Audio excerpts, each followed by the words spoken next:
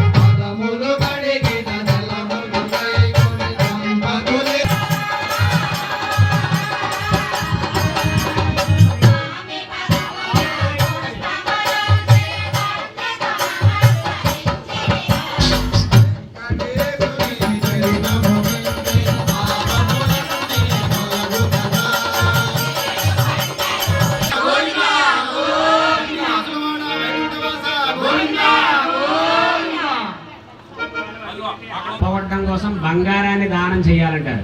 పెళ్లిలో బంగారం దానం చేయాలి. ఇలాగా ప్రతి మంచి పనికి కూడా బంగారాన్ని దానం చేస్తూ ఉండాలి. మరి అక్షయ తృతీయ నాడు బంగారం దానం చేయాలి. బంగారం కొనుక్కుని ఇంట్లో పెట్టుకోవడం కాదు. సరే, అక్షయ తృతీయ వచ్చేటువంటిది వేసవి కాలం కదా. మరి వేసవి కాలంలో విపరీతమైనటువంటి దాహం. మన పూర్వీకులందరూ కూడాను పుణ్యలోకాలు చేరుకోవాలంటే కాస్త చలివేంద్రాలు పెట్టి మంచినీళ్ళు దానం. సామాన్యుడు అంటే అసలు అఖిలాండ కోటి బ్రహ్మాండ నాయకుడు ఆయన వచ్చాడంటే అసలు అంబారీ ఏమిటి ఐరావతమే వచ్చి ఆయన్ని ఊరేగిస్తుంది అనమాట. దానంతట అదే వచ్చి ఐరావతం అంటే ఎలా ఉంటుందో తెలుసా? ఎప్పుడు మదంతో ఉంటుందిరా. ఎవరో ఎక్కలేరు, సామాన్యమైనటువంటి వాళ్ళు ఎవరో ఎక్కలేరు అన్నమాట. అర్థమైందా? అఖిలాండ కోటి బ్రహ్మాండ నాయకుడు ఆయన ఇలా చూస్తేనే చాలు. ఎంతటి మదపు ఏనుగులైనప్పటికీ కూడా ఒక్కసారిగా ఆయన నియంత్రణలోకి వచ్చేస్తాయిట. అర్థమైందా? నా చిన్నప్పుడు ఆ తిరుపతిలో వెంకటేశ్వర స్వామిని ఏనుగుల మీద అలాగ మాడవీధులన్నీ తిప్పేవారు. ఇప్పుడు జరుగుతుందో లేదో టీవీలు చూడట్లేదు కాబట్టి తెలియట్లేదు. అందుకని చెప్పి వివాహ ప్రారంభం అవుతుందనుకోండి, అబ్బాయి మనస్సులోనూ అమ్మాయి మనస్సులోనూ ఒక రకమైనటువంటి బెరుకు ఎక్కువగా ఉంటుందన్నమాట, భయం అన్నమాట. ఏమో ఇంతలాగా వివాహం చేసుకున్న తర్వాత వీడు అక్కడికి వెళ్ళాక శాడిస్ట్ లాగా సైకోలాగా నన్ను ఇబ్బంది పెడతారా, లేకపోతే ఈ అమ్మాయి నన్ను టార్చర్ పెట్టేస్తుందా, లేకపోతే మా వాళ్ళతో కలిసిపోయి ఉంటుందా, అన్ని రకాలుగానో మాకు ఇబ్బందులు లేకుండా ఉంటాయా, పెళ్లి చేసుకున్నాక అందరూ ఏమనుకుంటారో ఏమిటో సరిగ్గా లేకపోతే అనేటువంటి అనేకమైన సమస్యలు, బాధలు, భయాలు అన్నీ కూడా ఉంటాయన్నమాట. అమ్మాయి మనసులోనూ ఉంటుంది. ఏమో అక్కడికి వెళ్ళిన తర్వాత అత్తగారు కూతురులా చూసుకుంటుందా, కోడల్లా చూస్తుందా, అనేకమైనటువంటివన్నీ ఉంటాయి కదా. అందుకని ఈ భయాలన్నీ కూడా ఉన్నప్పుడు ఏమవుతుంది, బీపీ వచ్చేస్తూ ఉంటుందన్నమాట. అవునా కదా, ప్రెషర్ ఎక్కువైపోతూ ఉంటుందన్నమాట, నాడి విపరీతంగా కొట్టేసుకుంటూ ఉంటుంది. అటువంటి సమయంలో మంత్రాలతో పూజ చేసినటువంటి ఆ కంకణాన్ని నాడికి దగ్గరగా ఎప్పుడైతే కడతామో అన్ని దోషాలు, ఓ పక్కనేమో ఇది సైంటిఫిక్గా నాడి సరిగ్గా కొట్టుకోవడానికి దారాన్ని కట్టుకోవడం, ఇంకొకటి భూత ప్రేత పిశాచాలేవి కూడా రావు, అంటే నెగిటివ్ థింకింగ్స్ అన్నమాట. అన్నీ ఎప్పుడు కూడాను మనం మంచిని ఆలోచన చేసేటువంటి శక్తి.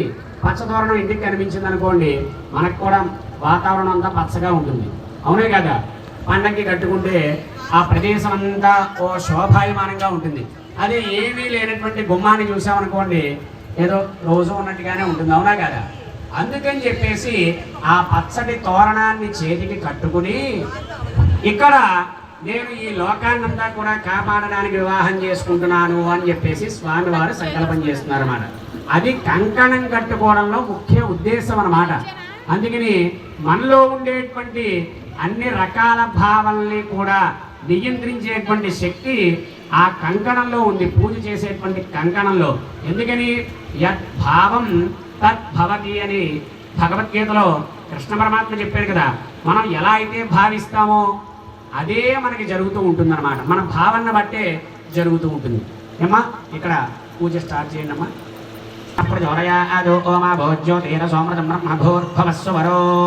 నమస్కారం చేయండి. మమ అనుకోండి, అందరూ అనుకోవచ్చు.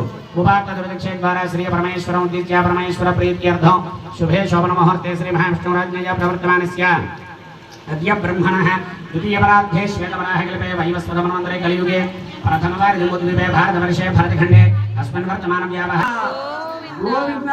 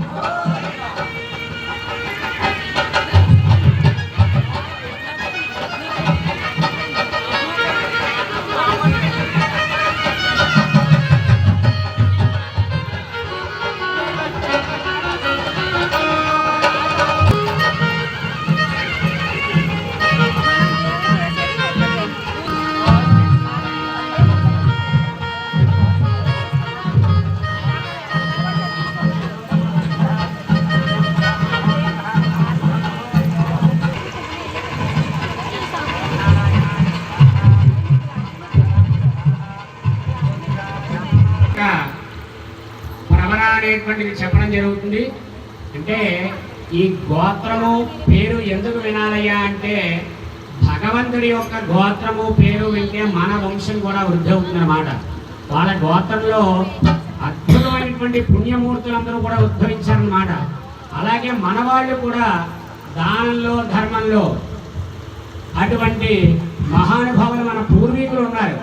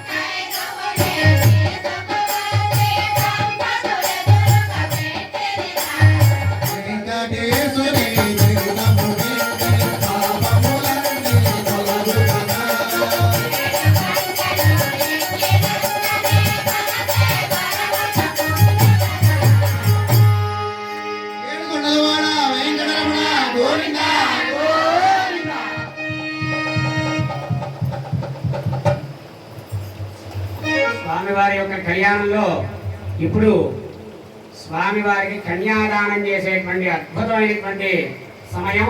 ఈ కన్యాదానంలో మహాసంకల్పం చెప్తున్నాను, అందరూ కూడా చక్కగా వినడమ్మా.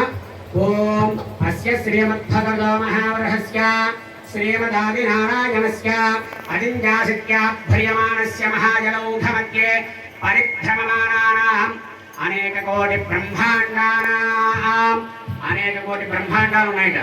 ఏకదమే వ్యక్తావ్యక్తమహదహాత్యావృణేరావృతేస్మన్మహతి బ్రహ్మాండ ఖండయోర్मध्ये సకలాధిష్ఠితాత్రాణవరాహదముష్ట్రాంకుణ మృణాలస్య జగన్మూలాధారా శక్తిః కూర్మానందాద్యైరావత పుండరీక వామన కుముదాంజన పుష్పదంత సార్వభౌమ సుప్రదీఖ అష్టదిగ్గజోపరి ప్రతిష్ఠితస్య. అసలు మన భూమండలం ఎలా ఏర్పడిందో చెప్పాడు. పూర్వంట ఈ భూమంతా కూడా సముద్రంలో ఉండిపోతే ఆ స్వామి వరాహమూర్తిగా ఆయన యొక్క కొమ్ములతోటి పైకి ఎత్తబడినటువంటి అద్భుతమైనటువంటి భూమండలం అయ్యా ఇది. ఈ భూమండలాన్ని 8 గజాలు 8 దిక్కులా కూడా అష్టదిగ్గజోపరి ప్రతిష్ఠితస్య మోస్తున్న భూమి అంతా కూడా 8 అద్భుతమైనటువంటి ఏనుగులు ఆతాల వేతాల సుతాల తలాతల రసాతల సప్తపాతాల శోభరితలే. ఈ 7 లోకాలు కూడా పైన ఉన్నాయట, భూమికి పైన. భూలోక భువర్లోక సువర్లోక మహర్లోక జనోలోక తపోలోక సత్యలోకానాం అధోభాగే. ఇప్పుడు చెప్పిన ఈ 7 లోకాలు కూడా భూమికి కింద ఉన్నాయట. చక్రవాక శైలవలయ మధ్య ప్రత్యన్యాం మహానాలాయమానః ఫణిరాజస్య శేషస్య సహస్ర ఫణామణి మహామండల మండితే. మనకి ఇంగ్లీష్ లో లాంగిట్యూడ్ లాటిట్యూడ్ అని చెప్పేసి ఉన్నాయన్నమాట. భూమధ్య రేఖలు అంటూ ఉంటారన్నమాట. అటువంటి గీతలతో సహితంగా ఇక్కడ చక్రవాక మహావలయ మధ్యే అటువంటి వలయాకారంలో ఉండేటువంటి ఆ గీతలకి మధ్యలో ఉండేటువంటి ప్రదేశంలో ఆ భూమండలంలో ఎక్కడ ఈ కార్యక్రమం జరుగుతుందో అదంతా అసలు ఏమిటంటే మన ఋషులు ఇవన్నీ ఎక్కడ ఆలోచించారండి. అసలు మనం ఏమనుకుంటాం, వేదం లేదు ఏమీ లేదు అని ఓ మాటతో చెప్పేసి వీళ్ళు ఇలాగే చెప్తారు, బ్రాహ్మణులు ఇలాగే పని బాట లేదు, ఏదో పూజలు పునస్కారాలు అని చెప్పేసి అంటూ ఉంటారు. లేకపోతే మన పూర్వీకుల గురించి చాలా తక్కువగా మాట్లాడుతూ ఉంటాం. యుగ యోజన సహస్ర కోటి అని చెప్పేసి మనకి హనుమాన్ చాలీసా రోజు చదువుతున్నారు. అందులో ఎంత దూరం ఆంజనేయ స్వామి భూమి నుండి సూర్యుడికి ప్రయాణం చేశారో చెప్పబడింది అన్నమాట. ఏం తెలుసు మనకి, అన్నీ తెలుసున్నట్టుగా మాట్లాడుతూ ఉంటాం, అవునే కదా. రోజు హనుమాన్ చాలీసా చదువుతూ ఉంటారు, అవునే కదా. అటువంటి వలయాకారాలతో లాంగిట్యూడ్ లాటిట్యూడ్ వాటిని బట్టే మనకి టైం అనేటువంటిది స్టాండర్డ్ టైం అన్నమాట, దాన్ని తీసుకోవడం జరుగుతుంది అన్నమాట సమయాన్ని. అటువంటి అద్భుతమైనటువంటి ఆ భూమధ్య రేఖల్ని కూడా ఈ యొక్క మహాసంకల్పంలో చెప్పడం జరిగిందనమాట. కొంచెం కొంచెం నీళ్లు అలాగే దీని మీద పోస్తూ ఉండాలి. అలాగే ఓం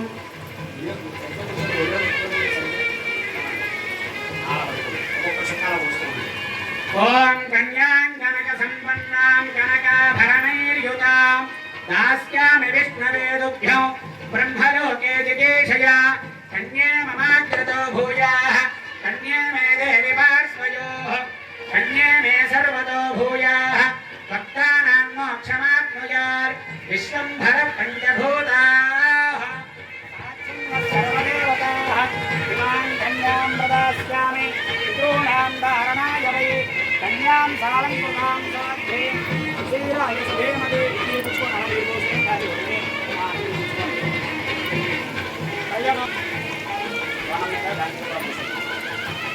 అందరూ చెప్పండి, కన్యాదానం తుభ్యం అహం సంప్రదతే.